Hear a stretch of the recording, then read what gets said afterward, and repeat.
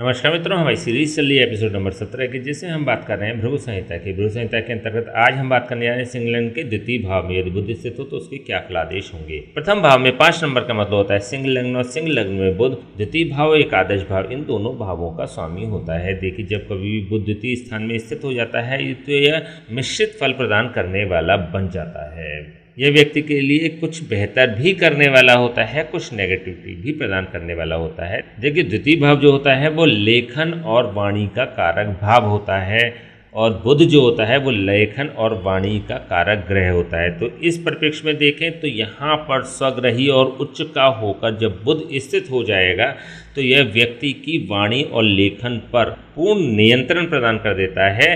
व्यक्ति का जो लेखन होता है, वाणी होती है, वह अत्यधिक प्रभावशाली होती है। लोगों को अपनी वाणी और लेखन से ऐसे लोग प्रभावित करने वाले होते हैं।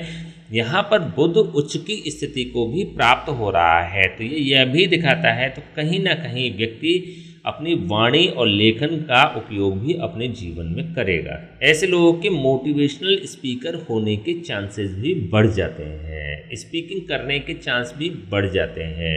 वाक्पटुता से कमाने के अथवा बातों का खाने के चांसेस भी बढ़ जाते हैं। तो ऐसी स्थिति में ये बेहतर रिजल्ट्स प्रदान करने वाला बन जाएगा।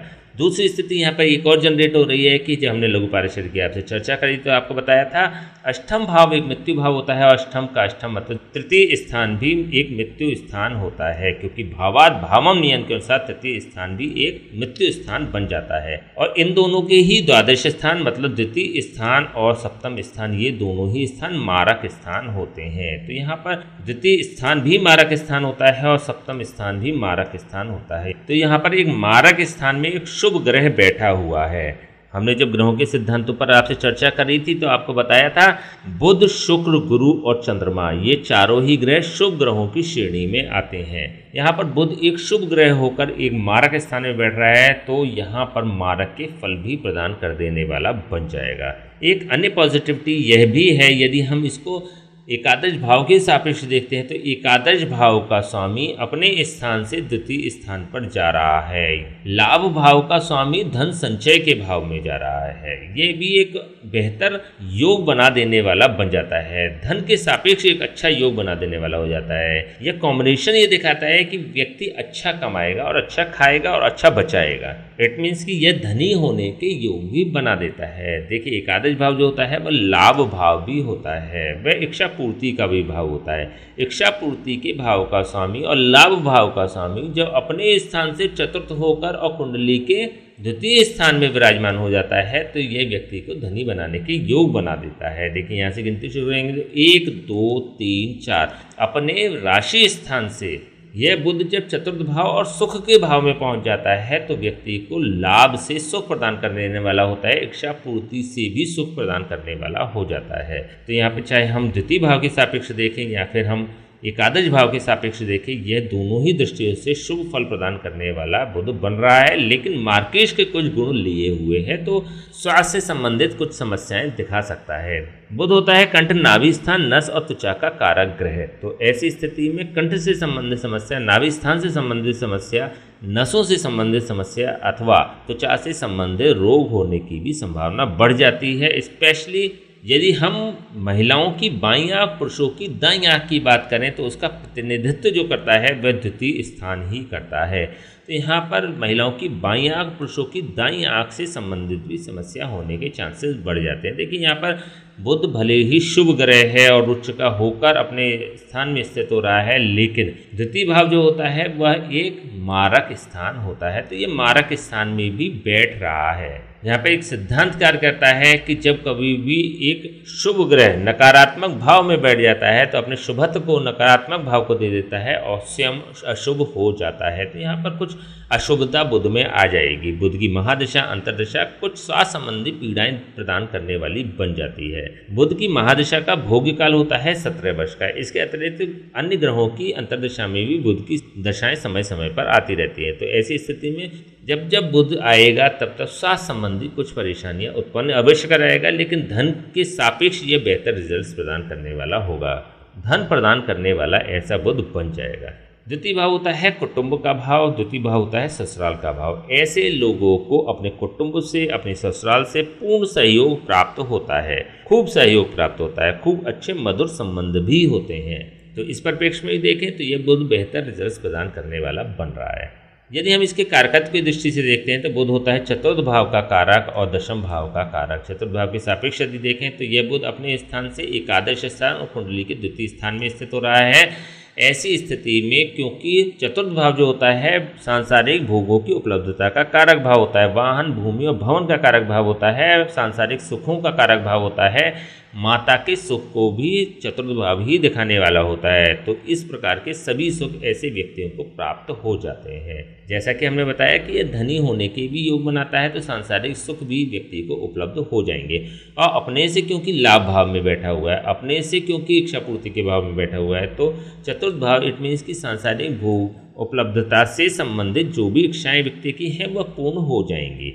यदि हम दशम भाव के सापेक्ष देखते हैं तो दशम भाव से भी ऐसा बुध पंचम भाव पर जा रहा है, अपने स्थान से पंचम स्थान पर जा रहा है। यहाँ पर दशम भाव का कारक होकर जब ये द्वितीय भाव में स्थित हो जाता है तो व्यक्ति को एक अच्छा प्रोफेशनल करियर प्रदान करने का कार्य कर देता है। बुध से संबंधित भी करियर होने के पूर्ण चांसेस यहाँ पर बन जाते हैं, क्योंकि देखिए यहाँ पर बुध एक अच्छी पोजीशन में बैठा हुआ है, उच्च का होकर बैठा हुआ है।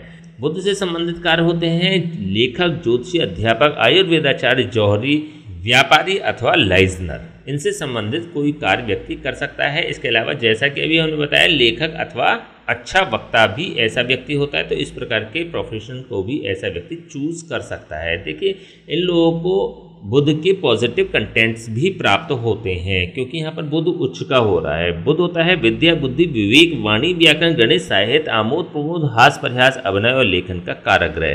तो ऐसे लोगों के अभिनय करने के चांसेस भी बढ़ जाते हैं, क्योंकि ऐसे लोग विद्या, बुद्धि और विवेक के धनी होते हैं। वाणी और लेखन पर इनका पूर्ण नियंत्रण होता है। व्याकरण, गणित और साहित्य जैसे सब्जेक्ट्स को कैरी करने वाले भी होते हैं, और आमोद प्रमोद करने वाले और हास प्रयास करने वाले भी होते हैं। तो इट मीन्स कि इनसे संबंधित प्रोफेशन को भी ऐसा व्यक्ति चूज कर सकता है। तो इस परिप्रेक्ष्य में भी देखें तब भी ये बुध बेहतर रिजल्ट प्रदान करने वाला बन रहा है।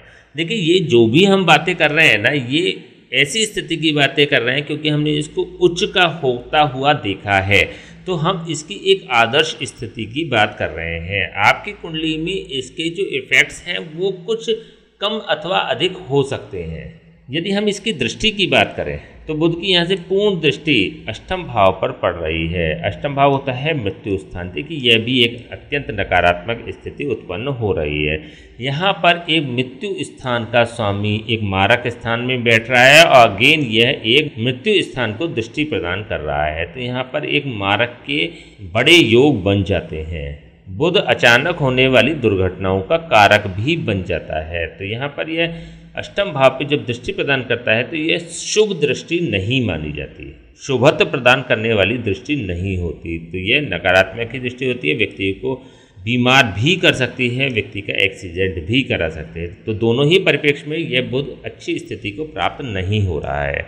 चलिए हम बात कर लेते हैं इसके उपायों की, क्या उपाय हो सकते हैं। द्वितीय भाव में स्थित बुध बेहतर ही रिजल्ट्स प्रदान करने वाला हो रहा है, लेकिन भौतिक संसाधनों के सापेक्ष और धन के सापेक्ष। लेकिन यदि स्वास्थ्य की बात करें तो इसकी स्थिति बेहतर नजर नहीं आती, तो ऐसे में इसके उपाय किए जाने अत्यंत आवश्यक हो जाते हैं। देखिए यदि आप बुध की महादशा अथवा अंतरदशा से होकर गुजर रहे हैं तो आपको फर्स्ट ऑफ ऑल किसी ब्राह्मण से बात करके इसके उपाय करा लेने चाहिए, इसके जाप और हवन कराने चाहिए। इसके अतिरिक्त बुधवार से बुधवार आप गाय को पालक भी प्रदान कर सकते हैं। यदि आप ऐसा करते हैं तो यह अपने नेगेटिव इफेक्ट्स नहीं देगा और पॉजिटिव ही इफेक्ट्स प्रदान करने वाला बन जाएगा।